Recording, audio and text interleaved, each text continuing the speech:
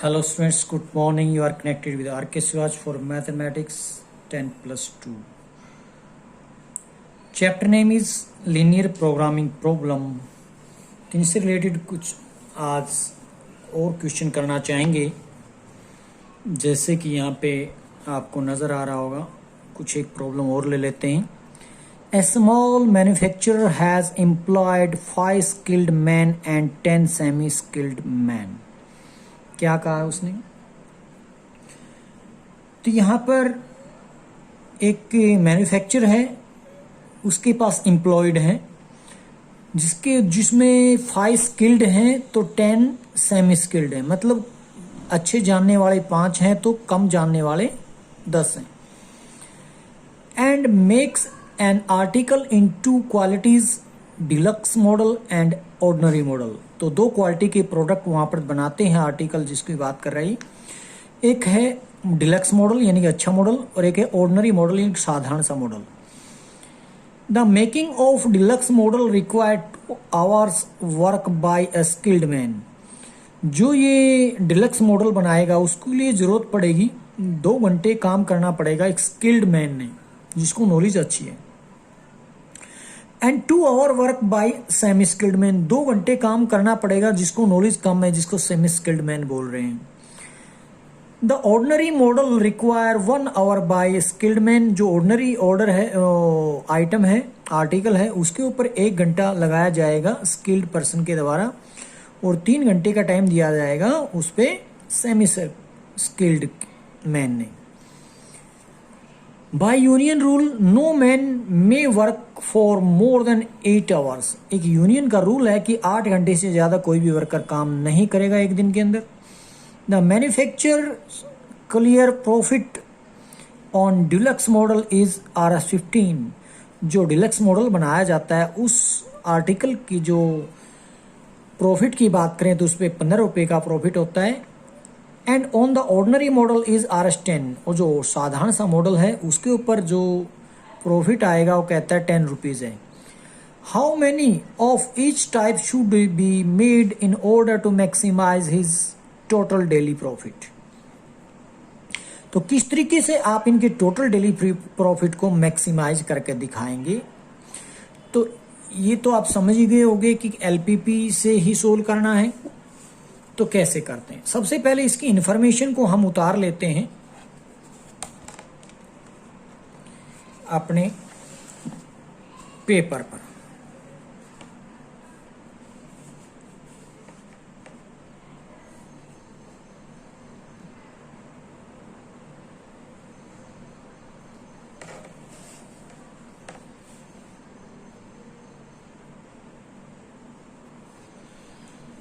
तो इसकी इंफॉर्मेशन कैसे उतारने की बात कर रहा हूं। एक टैबुलर फॉर्म बनाते हैं,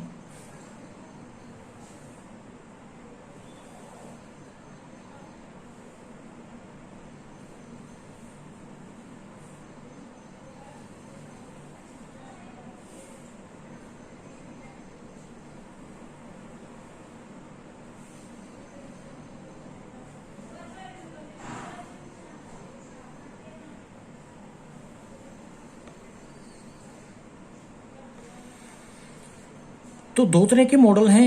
एक तो है डिलक्स मॉडल,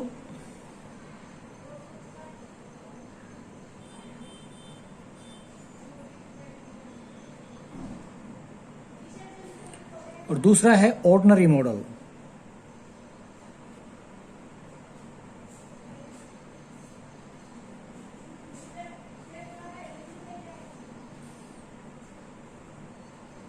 तो 2 तरह के आर्टिकल बताए गए, डिलक्स और ऑर्डिनरी। और 2 तरह के पर्सन हैं, एक स्किल्ड है, एक सेमी स्किल्ड है। तो ये यहाँ पर हम उन वे टाइम दे रहे हैं, टाइम लगाया गया है बाय, या टाइम एक जो उन पर इन्वेस्ट करेंगे कौन कौन करेंगे, बाय स्किल्ड, और दूसरा रहेगा सेमी स्किल्ड।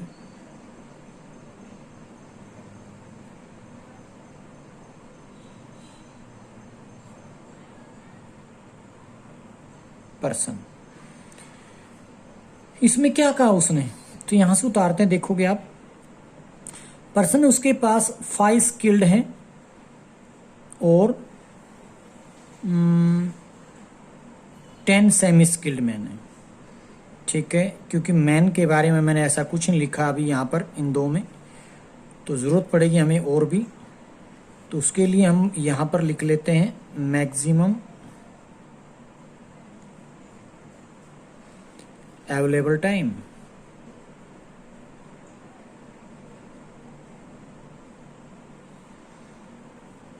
क्या कहते हैं, the making of deluxe model required 2 hours work by skilled man. Skilled man ने कितने बताए डिलक्स मॉडल को, 2 आवर्स, एक आर्टिकल पे हैं।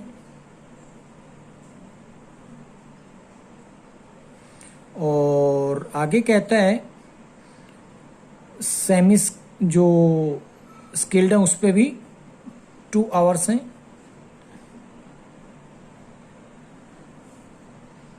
और इसका 1 और 3 है, ये 1 आवर देता है, तो 3 आवर का टाइम इसको देना पड़ेगा ताकि आर्टिकल सेक बनाया जा सके। अब और इन्फॉर्मेशन अपने पास है कि 8 घंटे से ज़्यादा काम नहीं कर सकते। पहले तो इसका टाइम निकालते हैं। यहाँ पर्सन कितने हैं, अब बात करते हैं, वो 5 स्किल्ड मैन है, स्किल्ड मैन है 5। अब एक पर्सन कितने घंटे के लिए काम कर सकता है, 8 आवर्स। इसके आप मिनट भी बना सकते हैं, अगर सीधे सीधे आवर्स लिखते हैं तो 40 आवर्स, क्योंकि ये भी आवर्स में ही, ये भी आवर्स में, तो कोई दिक्कत नहीं आने वाली। अगर यहाँ मिनट में होता तो यहाँ मिनट बनानी ज़रूरी होती। अब ये कितने पर्सन हैं, 10 × 8 यानी कि 80।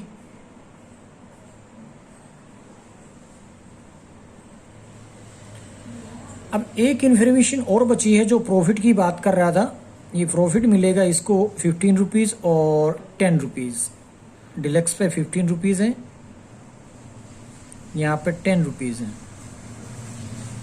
ये इन्फॉर्मेशन हमने सारी की सारी यहाँ से उतार ली है। अब हम इन इक्वेशंस बनाते हैं, कैसे बनेंगे।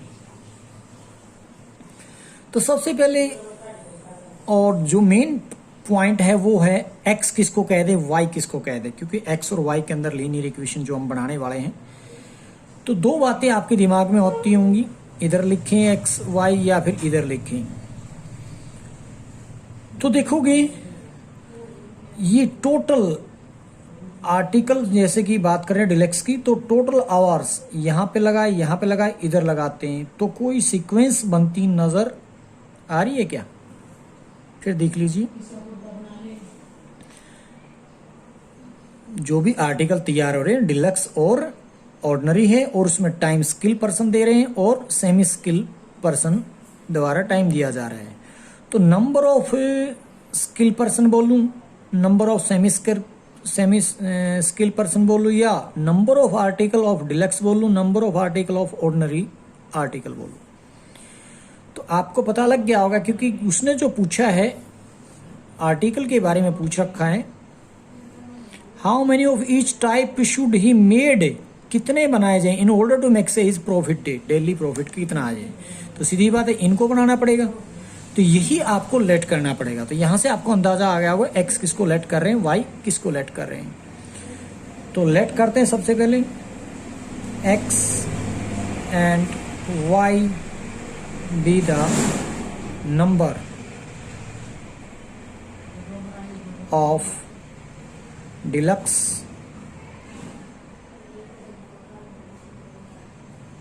and ordinary article।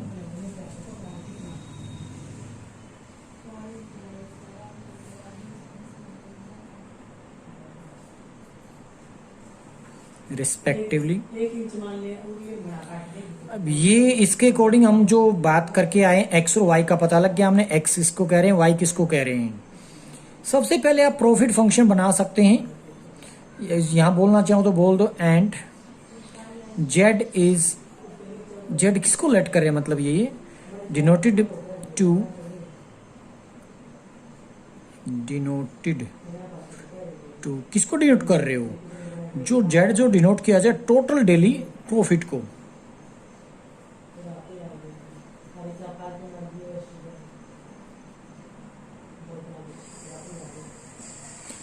Show Z आएगा 15x, क्योंकि इसको मैं x लेकर चला था, इसको y लेकर चलाऊं, प्लस 10y, ये बन गया प्रॉफिट फंक्शन। उसके बाद इक्वेशन यहां से लेंगे 2x प्लस वाई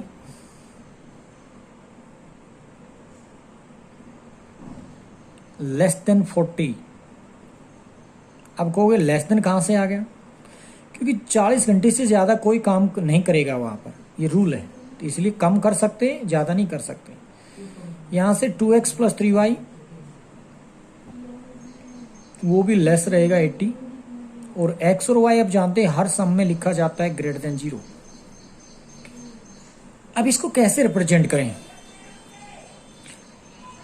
तो टेबल बना लेंगे इन इक्वेशन से, इक्वेशन बना के 2x plus y is equal to 40, यहां से एक टेबल बनाएंगे।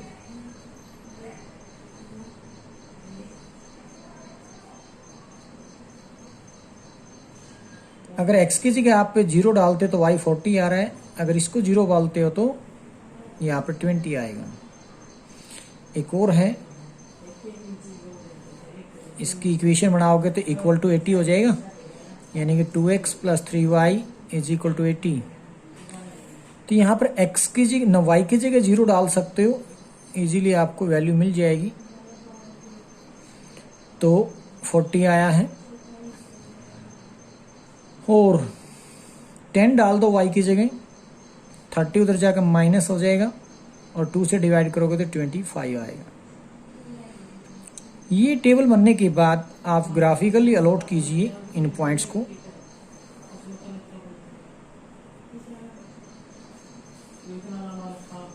x, x dash, y, y dash, origin.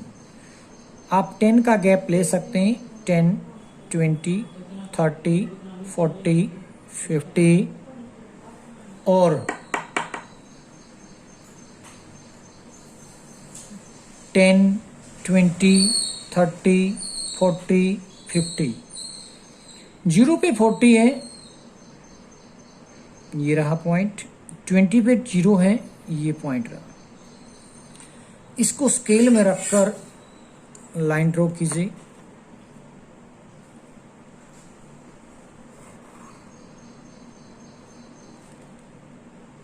Equation लिखना चाहेंगे तो क्या लिखेंगे?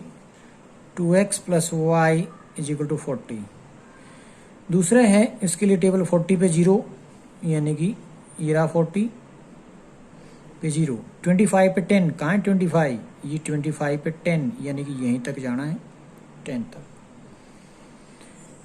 इनसे होती हुई फिर से एक लाइन ड्रॉ करोगे।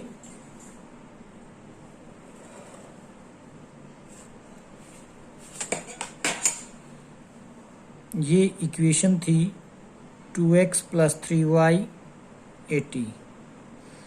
अब हाफ प्लेन का पता लगा लेते हैं। इन इक्वेशन देंगी, अगर मैं इस 40 वाली इक्वेशन से बात करूं तो इसकी लाइन ये थी, तो यहां मैं रखता हूं ओरिजिन, दोनों में रख सकता हूं क्योंकि ओरिजिन से कोई भी लाइन पास नहीं हुई है। तो 0 इज लेस देन 40 ट्रू है, तो ओरिजिन की तरफ इधर का तरफ एरिया आ जाएगा। ये क्या कहता है दूसरी, 0 प्लस 0, 0 इज लेस देन 80। तो इसके लिए बात करें 0 इज लेस देन 80, इधर की तरफ आ रही है, ये भी ओरिजिन की तरफ कहता है। तो एरिया आपको मिलेगा ये, इससे नीचे क्यों नहीं? क्योंकि आप जानते हैं x और y 0 से ग्रेटर होने का मतलब फर्स्ट क्वाड्रेंट होता है। ये जो है आपको मिल गया फिजिबल रीजन। ये फिजिबल रीजन के कॉर्नर पॉइंट का पता लगाइए। अब ये ओरिजिन है, आप जानते हैं 0 0। ए पॉइंट पे 20,0, ये बी पॉइंट का पता लगा लेंगे। अभी सी पॉइंट शायद मैं नहीं जानता, बट निकाल लेंगे इस इक्वेशन पे। x की वैल्यू क्या होती है y एक्सिस पे? 0। x की वैल्यू 0 होती है तो 80/3 आ जाएगी, यानी कि एक्स की वैल्यू 0 है, 80/3 वाई की आ जाएगी यहाँ से। बी को पॉइंट का पता लगाने के लिए क्या करेंगे, दोनों को सोल्व करेंगे, सबट्रैक्ट कर देंगे इन इक्वेशन को इसमें से। तो इसमें से मान लीजिए इक्वेशन को सबट्रैक्ट करते हो यहाँ से, यानी कि solving equation this and this, तो क्या मिलेगा आपको, सबट्रैक्ट करोगे तो एक्स एक्स कैंसिल हो जाएगा, 2y = 40 एंड y = 20 आएगा।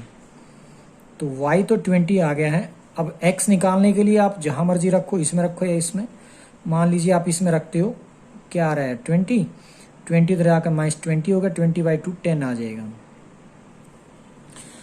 तो ये चारों पॉइंट्स आ चुके हैं O A B C। अब इन चारों पॉइंट्स को Z के लिए मैक्सिमाइज या मिनिमाइज की बात करेंगे हम। अब प्रॉफिट तो देखो मिनिमम कोई भी कमाना नहीं चाहेगा, मैक्सिमम चाहेगा, तो इसका मतलब आपको भी पता होगा स्टेटमेंट में मैक्सिमम मांगा था। तो ये मैक्सिमम कैसे पता लगेगा,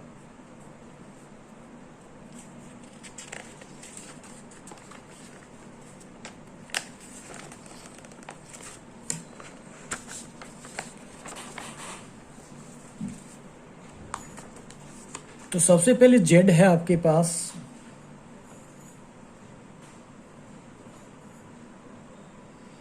और पॉइंट्स हैं O पे 0 0, A पॉइंट्स आपको मिला है 20 0 0, और B आपको मिला है 10 20, C पॉइंट है 0 80/3। ये चारों पॉइंट्स को चेक करते हैं, लिखते हैं Z, ये वैल्यू ऑफ Z भी लिख सकते हैं, Z एट पॉइंट O। वो पॉइंट क्या है, 0 0 है, इज, तो वैल्यू जो देने वाले हैं क्या बनेगी, तो यहां पर रखेंगे 0 + 0 क्या हो जाना है, 0 हो जाएगा। अब वैल्यू निकालेंगे फिर से Z की, किस पॉइंट पे, एट पॉइंट ए पे कौन है 20,0 इज, तो Z की जगह रखेंगे 20,0 का मतलब है 300, क्योंकि आप 20 × 15 करोगे 300 आओगे, 0 को किसी चीज से मल्टीप्लाई कर 0 हो जाएगा, 300 + 0 300 रहेगा। Value of Z at point B वो है 10 20, तो वो क्या बनेगा, 10 पे 150 आ गया, 20 पे 200 आ गया, 350 बन जाता है। अब 0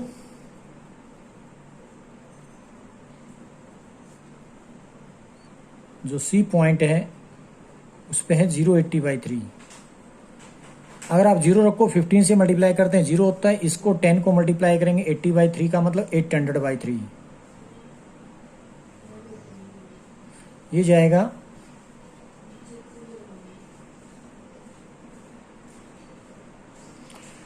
266.66, इस तरीके से जा रहा है।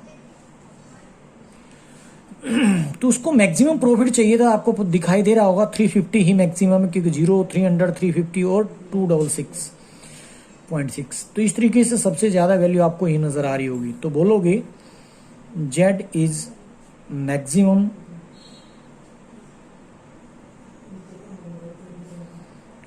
एट B शो, तो कौन से आर्टिकल कितने तैयार किए जाएं, बात ये थी ताकि मैक्सिमम प्रॉफिट हो। तो बोलेंगे जो डिलक्स आर्टिकल है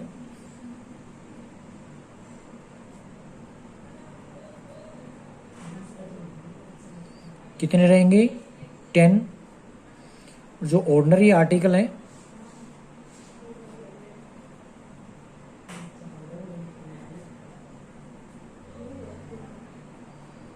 वो रहेगा अपने पास 20, यही आंसर है बस। नेक्स्ट एक टाइप लेते हैं जो कि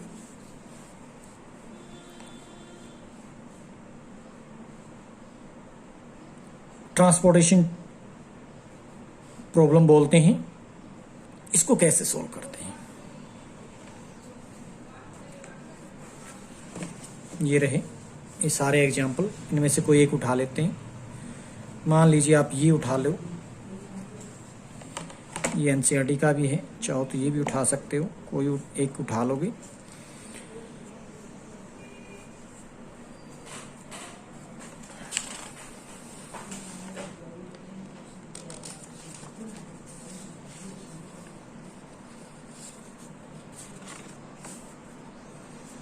तो यहाँ पे क्या कहा है,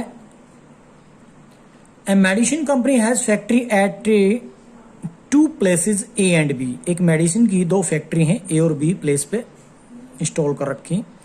from these places supply is made to each of its 3 agency situated at PQR। 3 agency पर उसकी सप्लाई होती है। The monthly requirement of the agency are respectively 40, 40, 50। तीनों पर इनकी डिमांड है, पहले पे 40, दूसरे पे 40, तीसरे पे 50 की पैकेट्स चाहिए उनको। While the production capacity of the factory A and B are 60 and 70। जबकि जो फैक्ट्री ए है वो 60 की प्रोडक्शन देती है तो बी 70 की प्रोडक्शन देती है। The transportation cost per packet from factories to the agency given, ये दे रखे ट्रांसपोर्टेशन चार्जेस, कॉस्ट कह लो, चार्जेस कह लो। How many packet from each factory be transported to each agency show that the cost transportation is minimum।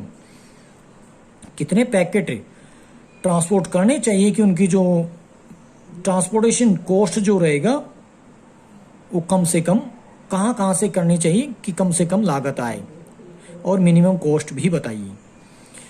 तो इसके लिए शायद हमने पहले भी एक एग्जाम्पल कर लिया है, तो उसके लिए मैं आपको सलाह दे रखी है। 3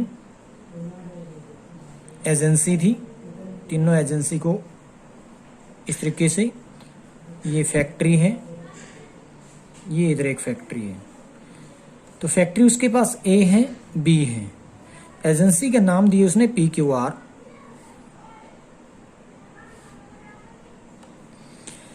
अब क्या होता है, इनकी कैपेसिटी जो फैक्ट्रीज की थी 60 और 70 पैकेट की थी। 60 यहाँ पर तो 70 ये पैकेट बना सकता है। इनकी जो रिक्वायरमेंट दे रखी है उसने 40, 40, 50 दे रखी है। ठीक है, अब यहां से माल कितना जाए, कितने पैकेट जाए ए से पी के लिए, कितना जाए ए से क्यू के लिए, कितना जाए ए से आर के लिए, कितना जाए बी से पी के लिए, कितना जाए बी से क्यू के लिए, कितना जाना चाहिए बी से आर के लिए, ताकि जो कॉस्ट कम से कम रहे ट्रांसपोर्ट की, और प्रॉफिट उसको जो रहेगा मिनिमम, मतलब कॉस्ट निकालनी, प्रॉफिट की तो बात ही नहीं करेंगे आप। तो लेट कर लेते हैं ए से जो जाएगा पैकेट वो एक्स पैकेट है, ट्रांसपोर्ट करने वाला है। ए से पी पर एक्स है, तो ए से क्यू पर मान लेते हैं वो वाई, क्योंकि दो वेरिएबल हमें चाहिए यहाँ पर। और ए से फैक्ट्री से अगर आर डिपो पे भेजें, एजेंसी पे भेजें, तो उसको कितनी, जेड तो मैं लेने वाला नहीं हूं, तो क्या करने वाला हूं, एक्स यहां भेज दिया, वाई यहां भेज दिया, तो 60 इसके पास टोटल, तो 60 माइनस एक्स माइनस वाई बचा, वो इसको भेज सकता है। 60 minus x minus y R एजेंसी को भेज सकता है। अब फिर बी से पी की तरफ आएंगे, तो उसको जरूरत थी 40 की, एक्स यहां से मंगा चुका है, तो इसका मतलब 40 माइनस एक्स हो जाएगा। फिर बी से क्यू के लिए मंगाने के लिए बात करेंगे, तो वाई यहां से मंगा चुका है, जबकि 70 की नीड थी, तो 70 माइनस वाई इधर से मंगा सकना, सॉरी 40 की नीड थी, तो 40 माइनस यहाँ पे वाई हो जाएगा। अब क्या कह रहा था यहाँ पे, एक वाई यहां से मंगा चुका है, तो 40 की इसको जरूरत थी, तो 40 माइनस वाई इधर से आ जाएगा। अब यहां कितना आए, 50 माइनस 30, ये कहना चाह रहे हो, बोल सकते हो। पर मैं एक बात और कहना चाहूंगा आपको, क्योंकि इसके पास जो भेजने की जो क्षमता है वो बनाने की पैकेट 70 की थी, तो यहाँ से कुछ डिलीवर कर चुके हैं, बाकी जो बचे वो यहाँ से भेज सकता, तो 70 में से माइनस कर दीजिए इन दोनों को, 40x को और 40y को, तो ये पॉजिटिव हो जाएंगे कुछ, ये नेगेटिव हो जाएगा, पॉजिटिव हो जाएगा, नेगेटिव हो जाएगा, पॉजिटिव हो जाएगा जब आप इनको सब्ट्रैक्ट करेंगे। तो इसको आप सोल्व करके लिख लेंगे, बट उससे पहले मैं लिखना चाहूँगा आप ट्रांसपोर्टेशन चार्जेस कैसे कैसे हैं। तो उन्होंने बता रखा है पी ए से पी पर जाएगा 5 रुपये का खर्चा, बी से पी पर 4 रुपये का, तो यहाँ 5 हैं। चलो पहले पी क्यू आर की ले लेते हैं सीधा ए से, तो 5 4 3 5 4 3। आप इसकी जो ट्रांसपोर्टेशन चार्ज है नीचे रखने की कोशिश करें ताकि कन्फ्यूजन ना रहे। यहाँ पर 4 2 5 इस तरीके से। अब जो कर रहे हैं आप आगे इनको बढ़ाएंगे तो किस तरीके से आप देखेंगे,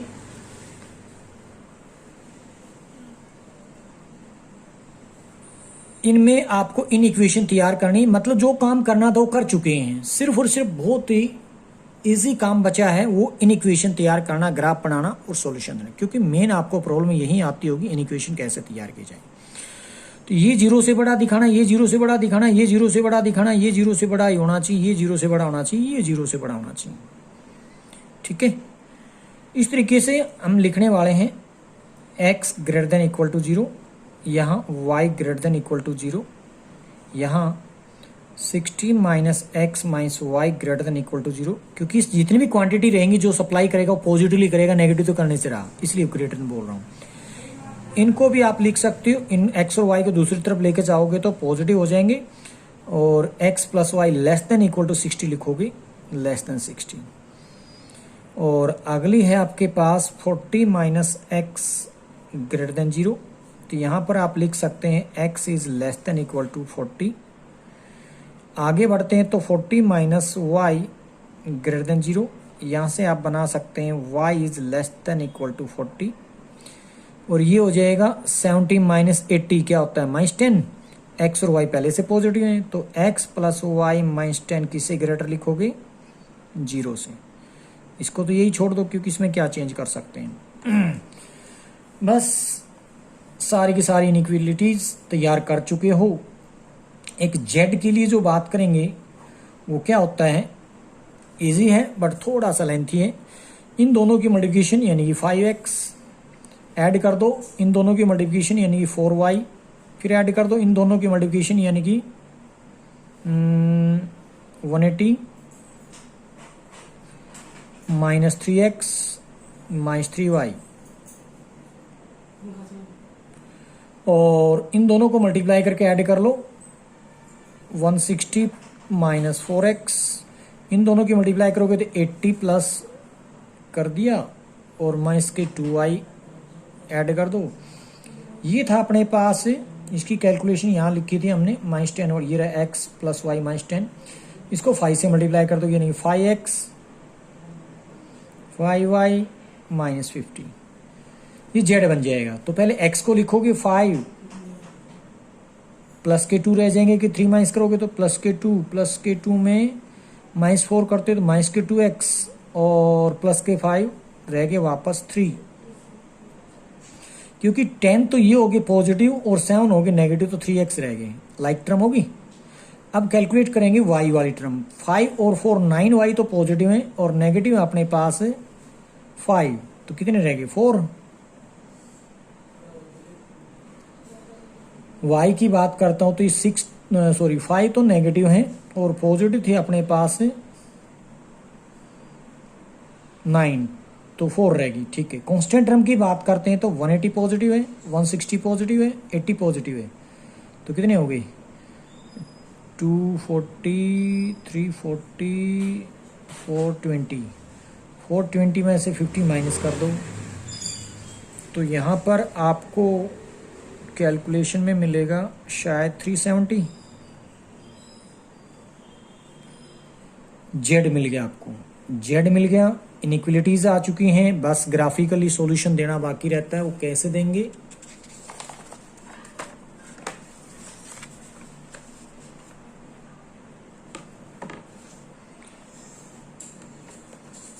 सबसे पहले इन इक्वेशन से इक्वेशन बनाएंगे। क्या लिखेंगे? द कॉरस्पॉन्डिंग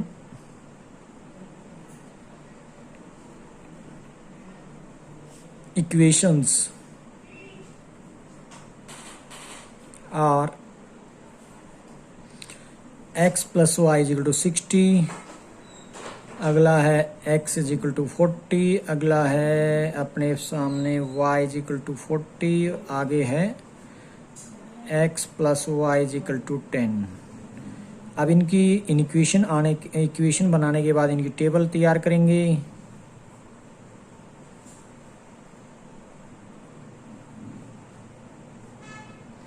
अगर x की वैल्यू 0 है तो ये 60 हो जाएगा, ये 0 तो ये 60 हो जाएगा। नेक्स्ट के लिए आपको पता ही होगा, इसकी टेबल बनाने की ज़रूरत नहीं, सीधा लिख लेंगे, मतलब ड्रॉ कर लेंगे। इसकी बना लेते हैं। अगर ये 0 है तो ये 10 है, ये 0 है तो ये 10 है। अब आप चले जाते हैं ग्राफ पे।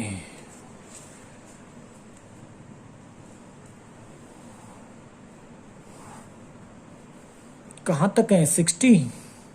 10 का इंटरवल डाल सकते हैं, 20, 30, 40, 50, 60। 10, 20, 30, 40, 50, 60।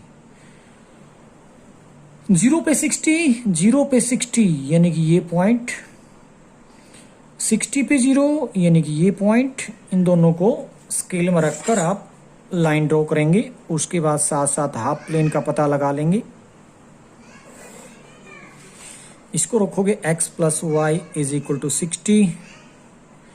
इसका हाफ प्लेन साथ साथ देखते हैं तो इसके लिए इक्वेशन में 60 वाले में क्या था? लेस था, तो 0 प्लस 0, क्योंकि ओरिजिन आप यूज कर सकते हैं।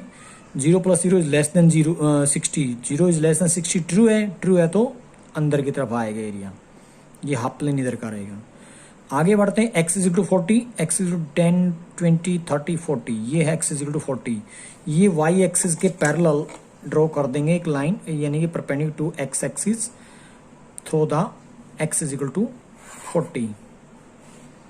ये रहेगा x इज इक्वल टू 40। एक y is equal to something था, 40 था, तो उसको भी इसी तरीके से डालेंगे। y 10, 20, 30, 40 वो x एक्सिस के पैरेलल हो जाएगा। इसकी टेबल बनाने की नीड ही नहीं है। तो ये क्या हो गया? y इज इक्वल टू 40 और x इज इक्वल टू 40 आ चुका है। तो यहाँ से आप पहले हाफ प्लेन का पता लगाएंगे। अगर आप इसमें भी ओरिजिन डालते हैं x वाले में तो x इज लेस, यानी कि 0 इज लेस देन 40, ट्रू है तो ओरिजिन की तरफ आएगा, यहाँ पर रहेगा इसके एरिया। अगले में y की जगह भी 0 डाल देते हो, 0 इज लेस देन 40, ये भी ट्रू है तो ये भी ओरिजिन की तरफ आएगा, इधर आएगा एरिया।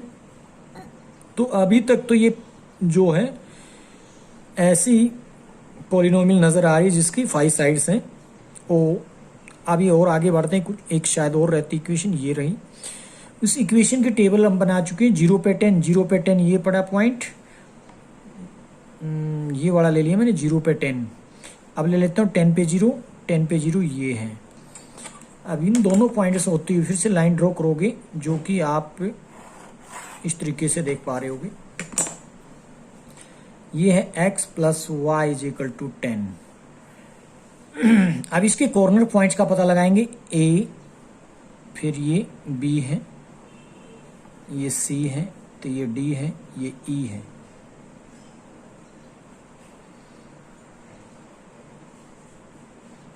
ये f है। तो ये है आपके पास फिजिबल रीजन। इसको आपने मिनिमाइज और मैक्सिमाइज जो भी है वो करेंगे।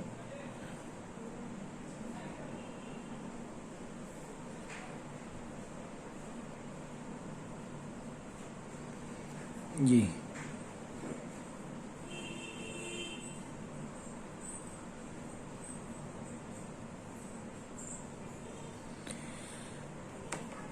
अब हमें करना क्या था, क्योंकि कॉस्ट फंक्शन था, ट्रांसपोर्टेशन कम से कम लगना चाहिए था, तो मिनिमम हमें शो करना है जेड को।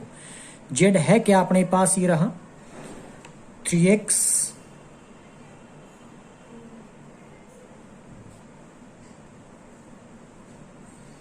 4y प्लस 370 था।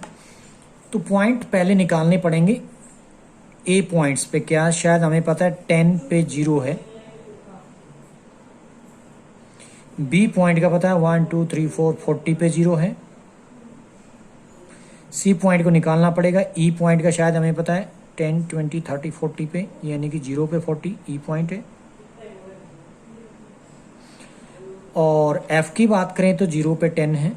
तो बचे अपने पास 2 पॉइंट। इनको कैसे सोल्व करते हैं, ये आपको सोल्व करके दिखा देते हैं।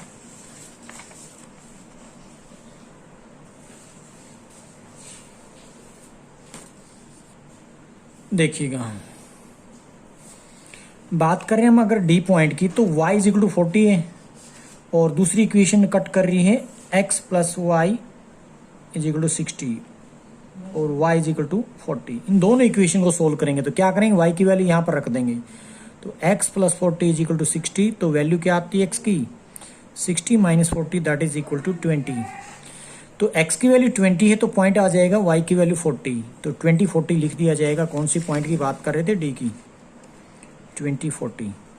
अब e को सोल्व करने के लिए e का पॉइंट पता लगाने के लिए x plus y is equal to 60, और दूसरा पॉइंट है अपने पास x is equal to 40, x is equal to 40 और x plus y is equal to 60। दोनों को सोल्व करेंगे, x की वैल्यू 40 उधर जाकर माइनस हो जाएगी, y की 20 आ जाती है। y की 20 है तो x की वैल्यू निकालनी बाकी है। x की वैल्यू तो पहले ना निकली बैठी है 40, तो 40 20 ये पॉइंट्स आने के बाद हम z का पता लगाएंगे, मैक्सिमम है मिनिमम जो भी रहेगा। तो निकालना था अपने पास the value of z at a 10 0। तो 10 0 पे क्या हो जाएगा, 30 ऐड कर दोगे तो 400 आ गया। और b पे जो पॉइंट पे वैल्यू मिलेगी आपको 40 पे 0 की, z की मिलेगी 40 0, तो इसमें 120 ऐड कर दोगे तो 490।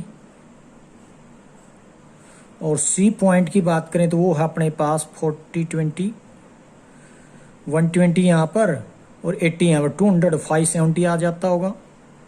एक बार अपनी कैलकुलेशन कर लेना, x की जगह 40 रखोगे तो y की जगह 20 रखोगे, शायद ये आता होगा। और d पॉइंट की बात करें तो वो है 20 40, 20 40 की ऊपर जो z की वैल्यू नहीं, 20 का मतलब 60 यहाँ पर हो जाएगा, और 140 यहाँ पर, वो सॉरी 160 यहाँ पर, 160 और 60 कितना हो जाता है, 220 590 होता होगा यहाँ पे। अपना चेक कर लेना फिर से। ई पॉइंट के ऊपर, ई पॉइंट है अपने पास 0 पे 40, ये 0 हो जाएगा, ये 160 और 467 30 शायद। एक मिनट फिर चेक कर लेता हूँ। 40 आपने यहाँ डाला, 160 इधर आके, ओहो फिर तो पीछे वाले भी गड़बड़ हो, नहीं ऐड कर रहे हैं, ठीक है ठीक है।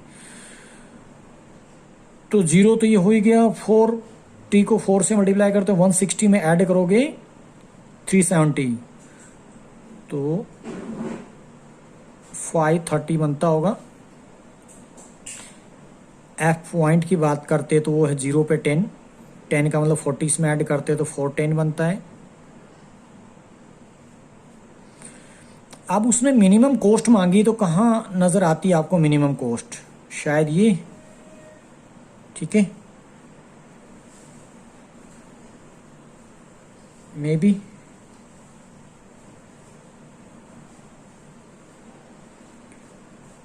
तो लिख देंगे द मिनिमम कॉस्ट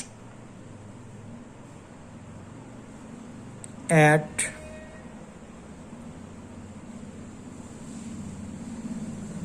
x की वैल्यू 10 है तो y की वैल्यू 0 है, और वो है कितनी, 400 आएगी, ये आंसर आएगा। इस तरीके से आपको सोल्व करके दिखाना है। Thank you.